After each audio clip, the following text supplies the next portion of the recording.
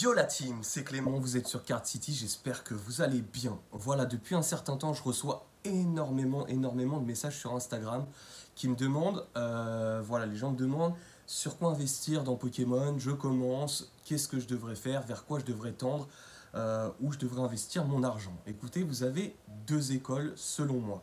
Vous avez les personnes un petit peu old school, où Pokémon va leur rappeler un petit peu leur enfance, c'est-à-dire le bloc Wizard et le bloc X. Et ensuite, vous avez tous les nouveaux joueurs qui vont se pencher plutôt sur de la nouveauté, sur les blocs épée, bouclier, soleil et lune, les choses comme ça. Moi, personnellement, je vous inviterai à aller vers ce sur quoi vous êtes le plus familier, ce qui vous attire le plus. Moi, je suis plutôt old school, forcément, puisque j'ai grandi avec Pokémon. Mais pour des nouveaux joueurs, n'hésitez pas à aller vers le récent. Ensuite, vous avez plusieurs choses sur lesquelles vous pouvez investir. Pour le old school, je vous invite sincèrement à essayer de récupérer des cartes gradées, voilà, type Beckett. Voilà, vous avez des cartes type un peu type Beckett qui sont gravées, qui sont gradées, pardon, et comme ça qui sont certifiées aussi. Ou alors vous avez aussi des cartes PSA type ce Dracofeu. Ou alors vous avez la société française qui s'appelle PCA pour ceux qui ne connaissent pas. Voilà, qui grade uniquement, enfin qui grade les cartes quand celles-ci sont en français parce que sachez que PSA et Beckett ne gradent pas les cartes en française à part celles du set de base, voilà, uniquement. Donc vous pouvez vous diriger là-dessus ou alors un investissement qui est quand même très sympa, c'est les cartes qui sont japonaises. En effet, les prix sont beaucoup plus abordables, même gradés, et je pense que dans l'avenir, on est d'accord là-dessus, je pense que les cartes vont nettement augmenter, et puis comme ça, vous pouvez avoir la chance aussi de regarder votre carte, de l'apprécier, sans qu'elle perde de valeur au fil du temps. Normalement, bien évidemment, avec la hype actuelle, on peut rien prévoir parce qu'aujourd'hui, voilà, les prix sont en train de flamber. On parle d'investissements un peu frauduleux pour certaines sociétés ou certaines personnes. On parle de la crypto-monnaie qui fait augmenter les prix énormément. Enfin voilà, le TCG est en train d'exploser, que ce soit dans tous les formats. Et c'est vraiment incroyable. Pour combien de temps ça va durer? Est-ce que c'est pendant ou juste pour la pandémie? Ou est-ce qu'il y a une vraie hype qui va s'instaurer? Je ne peux pas vous répondre. Personne ne le sait actuellement. Ensuite, vous pouvez, selon ce que vous préférez, collectionner des cartes, mais aussi des produits scellés. Donc là, vous voyez, j'ai deux produits. Donc un produit français ou américain, comme vous le souhaitez, hein. Ça s'appelle une ETB, Elite Trainer Box. Donc ça, c'est des choses qui sont très intéressantes pour investir parce que c'est des choses, en fait, déjà qui vous plairont à l'ouverture.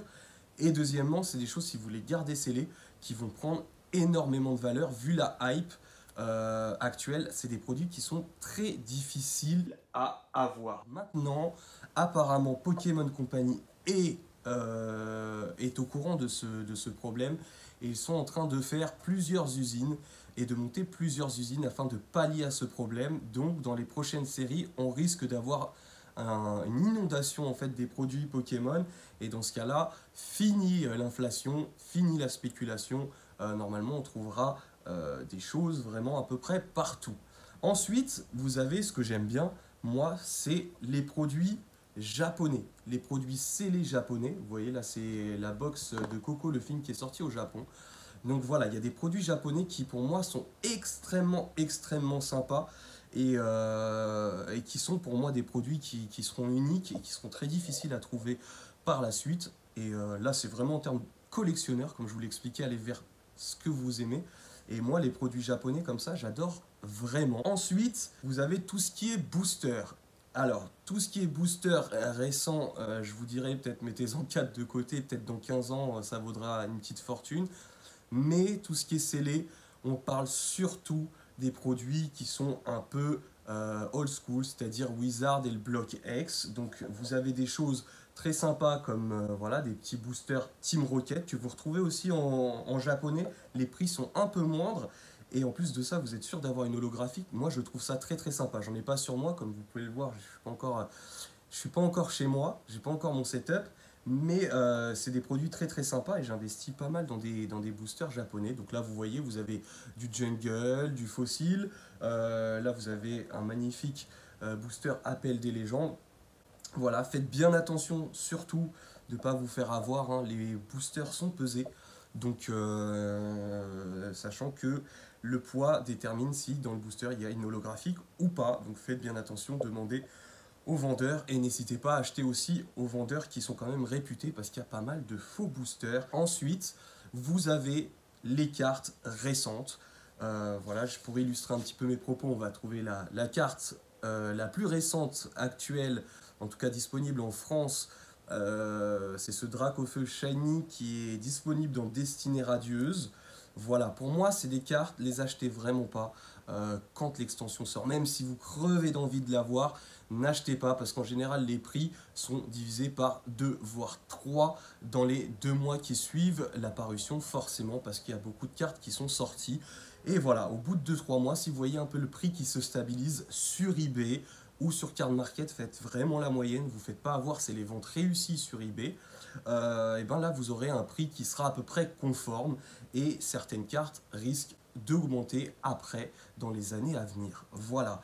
En tout cas, moi, je serais favorable pour commencer petit. Voilà, si vous débutez Pokémon, c'est réellement un marché qui s'apprend. C'est pas comme Magic où vous avez un seul site référence comme Card Market. Là, vous avez plusieurs sites références. Il y a une hype, il y a des gens aussi qui font monter et grimper leurs propres cartes sur eBay. C'est-à-dire, en fait, ce qu'ils font, c'est qu'ils achètent et surenchérissent sur leurs propres cartes, ce qui fait monter la carte, alors qu'en réalité, ce n'est pas du tout le prix de cette carte. Donc, je vous invite vraiment à aller sur tous les groupes Facebook Pokémon, à étudier, à regarder ça un petit peu. Vous pouvez trouver des cartes un petit peu partout, hein, sur eBay, sur Vinted, sur le Bon Coin. Faites bien attention aux arnaques surtout, hein. Regardez bien les évaluations, enfin, ne partez pas tête baissée, réfléchissez bien sur ce que vous allez faire. Voilà, vous avez pas mal de sites comme ça. Après, je vous laisse chercher. C'est ça aussi le plaisir de Pokémon, c'est de chercher, dénicher la bonne affaire. N'hésitez pas voilà, à vous renseigner. Vous pouvez aller et venir sur mon Instagram Card City qui s'affiche quelque part par ici. Venez, n'hésitez pas à me poser plein de questions. Je me ferai un plaisir de vous y répondre dès que j'ai un petit peu de temps. M'en voulez pas, mais je reçois énormément de messages. Donc n'hésitez pas, souscrivez à la chaîne pour voilà, de nouvelles vidéos et pour le soutien forcément. Et voilà, je voulais aussi vous poser une petite question. Est-ce que ça vous plairait que chaque mois, je vous présente un petit peu les produits que j'ai achetés au cours du mois et qui, selon moi, sont des produits d'avenir, que ce soit pour l'investissement, mais aussi pour la collection, qui sont des objets un petit peu rares, un petit peu hors du commun, atypiques. Donc n'hésitez surtout pas dans la barre des commentaires à me dire si ça vous plairait qu'une fois par mois, voilà, je vous fasse ce genre de format de vidéo. Et puis voilà, sur ce, si vous avez le moindre doute, n'y allez pas. Si une offre est trop alléchante, comme je le disais dans une autre vidéo, n'y allez pas. C'est qu'en général, c'est de l'arnaque. Sur ce, je vous dis à très vite et big up!